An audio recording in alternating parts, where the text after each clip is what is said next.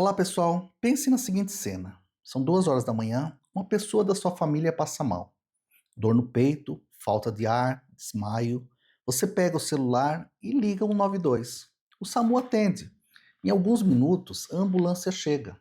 Os paramédicos entram, avaliam, estabilizam, a vida é salva. Você nunca pensou muito em como isso é possível, né? O número 192, por exemplo.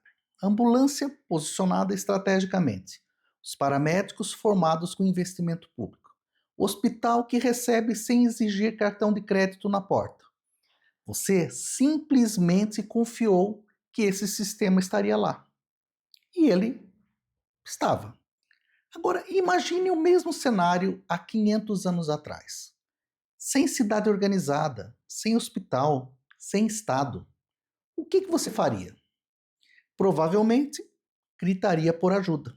Chamaria os vizinhos, rezaria e talvez assistisse alguém morrer. A diferença entre esses dois cenários chama-se Estado.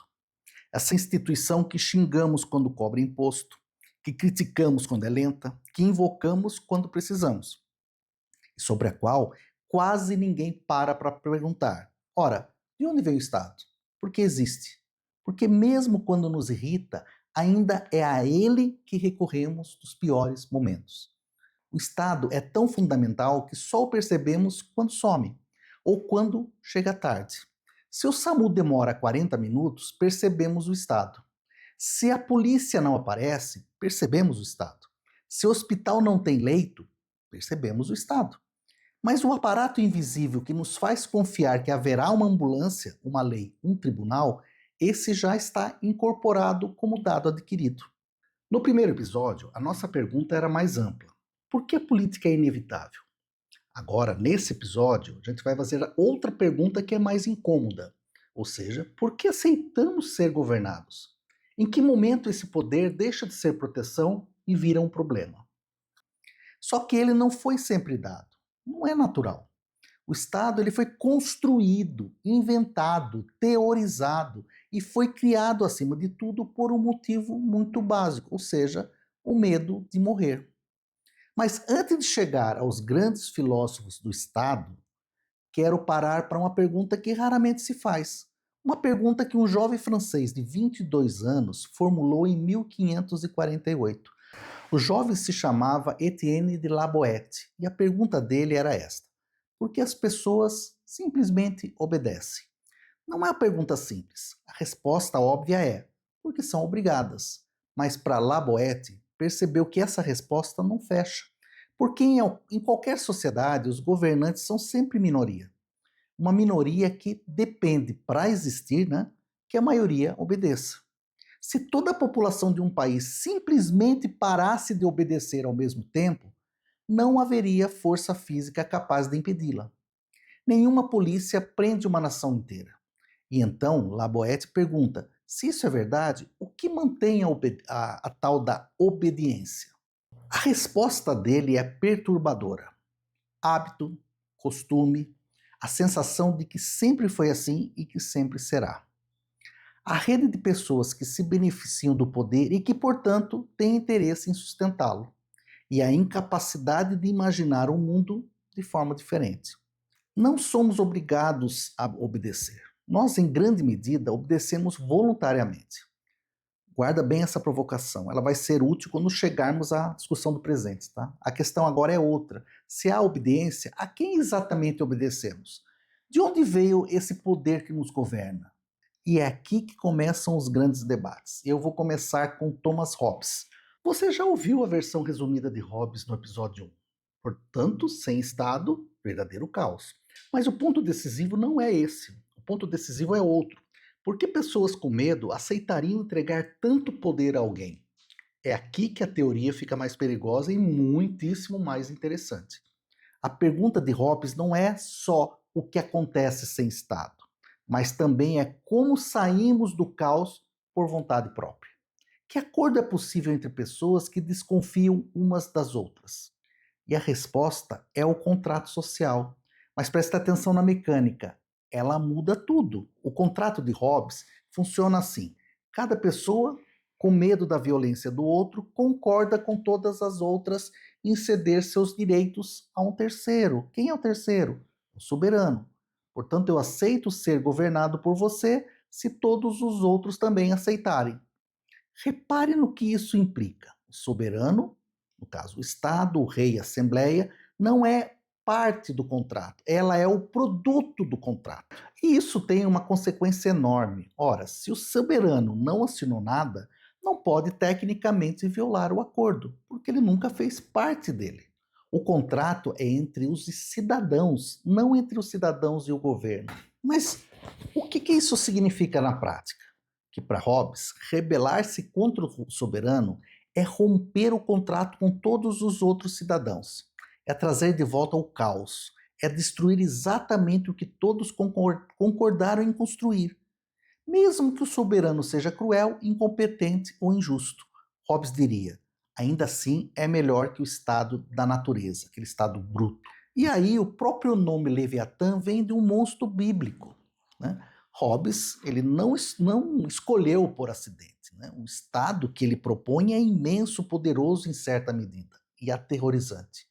Mas é preferível ao terror desorganizado dessa mesma ausência de poder. Se Hobbes quer saber como escapar do caos, Locke quer saber outra coisa: como impedir que o remédio vire veneno? Como criar governo sem criar um poder sem limites? Como obedecer sem se tornar súdito absoluto? E é aqui que John Locke entra com uma discordância que vai mudar a história. Locke escreve 40 anos depois de Hobbes.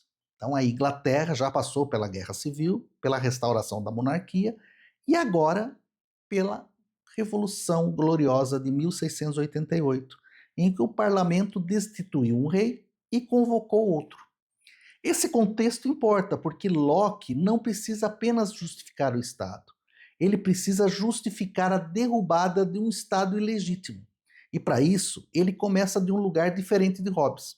Para Locke, antes do Estado, os seres humanos já possuem direitos naturais: a vida, a liberdade e a propriedade.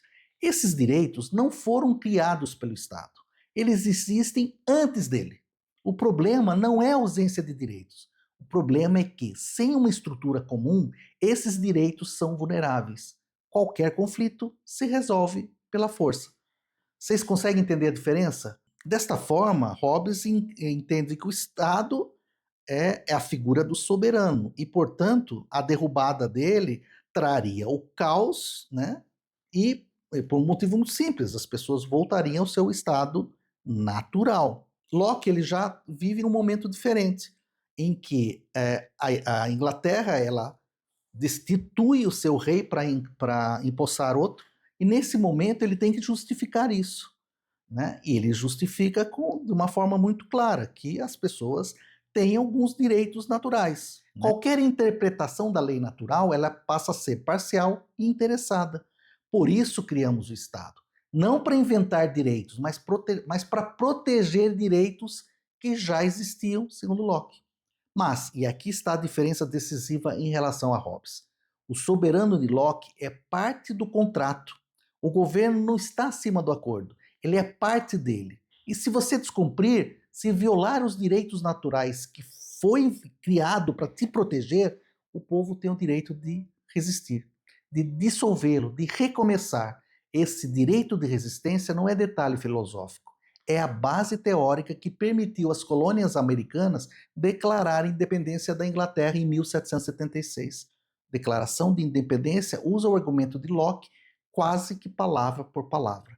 Quando o governo se torna destrutivo dos fins para os quais foi criado, o povo tem o direito de alterá-lo ou de aboli-lo. Está na base de todo o constitucionalismo moderno. A ideia de que o poder tem limites, que existem direitos que o Estado não pode violar e que há um documento, uma Constituição, que define o que o governo pode e o que não pode fazer. Mas há um ponto que Locke que vale a pena destacar, né? Porque ele vai aparecer em debates que você já ouviu por aí. Para Locke, a propriedade é um direito natural. Você mistura seu trabalho a algo da natureza. E isso passa a ser seu. O Estado existe, em grande parte, para proteger esse direito. Isso parece óbvio até você perceber o que implica. Ora, Se o Estado existe para proteger a propriedade, e há quem não tenha propriedade, né? Esse Estado os protege da mesma forma? E se os que não têm propriedade também não têm direito a acesso às instituições, no caso que as protege? Tribunais, contratos, cartórios, advogados. O que o contrato social significa para essas pessoas que não têm propriedade? Essa é a pergunta que Locke não respondeu e que vai ecoar por séculos. E aí aparece Jean-Jacques Rousseau, que eu também fiz um comentário no primeiro episódio, mas que eu vou explorar aqui com um pouquinho mais de profundidade. E aí ele entra aqui com uma sombra crítica. Para ele, o contrato social de Hobbes e Locke é, na prática, o contrato do que os que já tinham. O Estado não foi criado para proteger direitos naturais de todos. Foi criado, sim, para proteger os direitos dos proprietários e apresentado ao restante como se fosse um acordo justo. Até aqui, parece que estamos falando de livros antigos. Mas a verdade é que essa discussão aparece toda vez que alguém depende do Estado para continuar vivo, estudar, registrar um filho, conseguir atendimento, circular sem medo ou exigir um direito. A filosofia política fica realmente séria quando volta para a rua. Para o exemplo novamente do SAMU. Então, aquela ambulância das 2 horas da manhã que pode salvar uma vida. O tempo de resposta do SAMU do Brasil depende e varia muito de onde você mora. Em alguns bairros pode chegar em 10 minutos, em outros 40. Em alguns lugares simplesmente não chega. Não estou dizendo que os paramédicos são negligentes, estou dizendo que o estado que você acessa não é o mesmo estado que o morador do outro lado da cidade ou da periferia acessa, tá? O que Hobbes propôs, no caso, todos cedem direitos em troca da segurança igual, não descreve o que acontece na prática. O que Locke propõe, no caso, o Estado existe para proteger os direitos naturais de todos, também não descreve. O que existe, em muitos casos, é um estado de geometria variável, que chega com força total para alguns, parcialmente para outros e para alguns sequer aparece, exceto na forma de uma violência e não de uma proteção. E aqui que a pergunta, né, lá do Boete, volta com toda a força. Por que as pessoas continuam obedecendo a um Estado que não cumpre o contrato com todas elas? Novamente, por hábito, por falta de alternativa, por não conseguir imaginar como poderia ser diferente. Ora, as pessoas estão tão ocupadas sobrevivendo que não têm energia para questionar o arranjo. E também porque o contrato social não é algo que se renegocia por livre escolha individual. Isso seria ingenuidade. Você nasce dentro dele.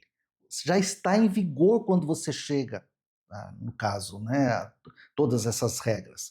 Eu dou o exemplo da Constituição de 1988, foi a mais abrangente da história do Brasil. Foi a tentativa mais recente de renegociar esse contrato.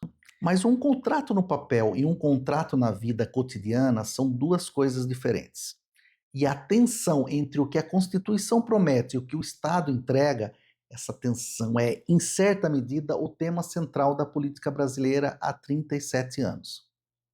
Então vamos tentar recapitular o que vimos hoje. Laboete pergunta: por que obedecemos? E a resposta perturbadora é que, em grande medida, obedecemos por hábito, e não porque sejamos fisicamente obrigados. Hobbes respondeu que o Estado nasceu do medo. Sem uma autoridade comum, somos ameaças uns aos outros. O Leviatã é o preço da paz, e para Hobbes, um preço que vale pagar mesmo com um soberano imperfeito, porque o soberano imperfeito ainda é melhor do que o caos. E aí aparece Locke que discorda. O Estado tem limites porque nasceu para proteger direitos que existiam antes dele. Se os viola, perde a legitimidade e o povo tem o direito de resistir. E por último, Rousseau lançou a sombra. Talvez o contrato social nunca tenha sido um acordo entre iguais. E a realidade brasileira nos mostra que o Estado não chega igualmente para todos. O que levanta a pergunta que esses três filósofos juntos não conseguem responder, né, sozinhos. O que fazer com um contrato que na prática não vale para todo mundo? No próximo episódio, vamos avançar para dentro desse Estado. Quem são os cidadãos? O que a Constituição de 88 prometeu e o que ainda resta por cumprir? Mas antes, a pergunta para os comentários. Você já sentiu que o Estado não cumpriu o acordo com você? Em que momento? E o que você fez com isso? Ficou com raiva? Aceitou? Tentou mudar algo? Se esse episódio fez sentido, compartilhe com alguém que acha que o Estado é sempre bom ou com alguém que acha que o Estado é sempre ruim. A verdade, como vocês viram, ela é muitíssimo mais complicada do que os dois lados costumam admitir. Para aprofundar, o Leviatã, livro Leviatã de Hobbes, e o segundo tratado sobre o governo civil de Locke, que tem algumas edições aí acessíveis e gratuitas em português, tá? São boas dicas.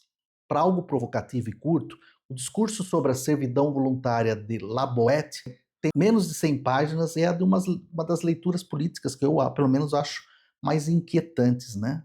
Que talvez vocês possam curtir. Então, essas 3 dicas estão aí na descrição do vídeo. Até o próximo episódio e vejo-os em breve.